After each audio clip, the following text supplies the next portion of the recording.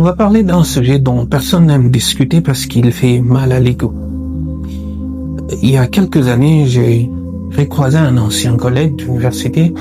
À l'époque, on était sur la même ligne de départ. Même cours, mêmes examens, même galères. Mais en le revoyant, j'ai pris une gifle. Ça a commencé par sa voiture. Une bagnole qui hurle le succès. Puis il m'a invité chez lui pour le week-end et une maison superbe, une femme magnifique, 4 enfants parfaits.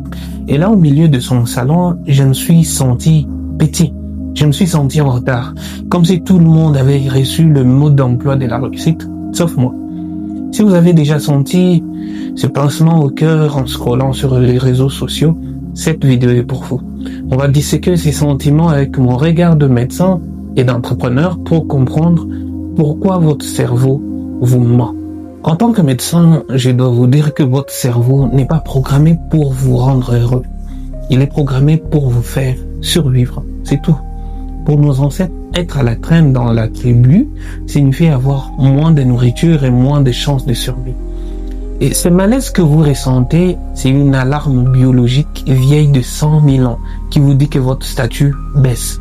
Mais le problème aujourd'hui, c'est que nous comparons notre film complet avec nos doutes et nos factures, avec la bande-annonce des autres. On appelle cela la privation relative. Vous ne vous sentez pas pauvre parce que vous n'avez rien, mais vous vous sentez pauvre parce que votre voisin semble avoir plus que vous. Mais attention, l'émotion court toujours plus vite que la logique. Alors parlons maintenant de chiffres, parce que j'ai vu les coulisses de l'argent. La belle voiture et la grande maison que vous voyez ne sont pas souvent de la richesse, c'est de la consommation. Dans bien de cas, ce luxe est bâti sur un château de cartes, des dettes à 90% des cas. En banque, on voit des gens qui possèdent des objets incroyables, mais dont la banque possède la vie. Ils sont esclaves d'un boulot qu'ils détestent pour maintenir une image. Et comme l'a dit Naval Ravikant, le vrai succès n'est pas d'avoir beaucoup de choses, c'est d'être libre de ne pas avoir à faire ce qu'on ne veut pas faire. Si votre collègue a la voiture, mais qu'il vit dans un stress permanent pour payer ses dettes, est-il vraiment en avance sur vous qui construisez votre liberté? À vous de me répondre. Et c'est ici que mon expérience en tant que médecin intervient. À l'époque de Covid-19, j'ai soigné des hommes extrêmement réussis sur un brancard. J'ai vu un PDG faire un infarctus à 45 ans et pleurer parce qu'il ne connaissait pas les amis de son fils.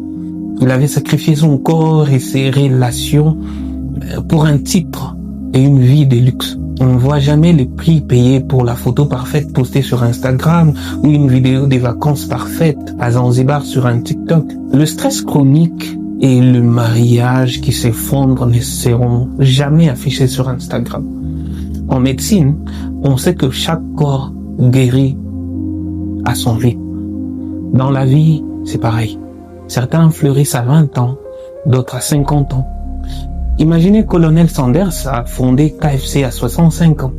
Samuel L. Jackson a percé à Hollywood à 45 ans. Vous n'êtes pas en retard. Vous êtes simplement dans votre propre phase de gestation. Alors, que faire quand ces sentiments vous envahissent? Premièrement, arrêtez d'utiliser les critères des autres pour juger votre vie. Quel est votre tableau de bord à vous? Est-ce la santé, le temps avec vos proches ou votre liberté? Deuxièmement, transformez l'envie en énergie. Si la réussite d'un autre est réelle, utilisez-la comme une preuve que c'est possible pour vous aussi de réussir. Donnez-vous 90 jours pour changer une seule chose dans votre vie. On ne peut pas gagner la course des autres, mais on peut devenir imbattable dans la sienne. Restez clair, restez simple et surtout, arrêtez de vous comparer. Si vous avez aimé cette vidéo, abonnez-vous et laissez un like. On se retrouve très prochainement dans la prochaine vidéo.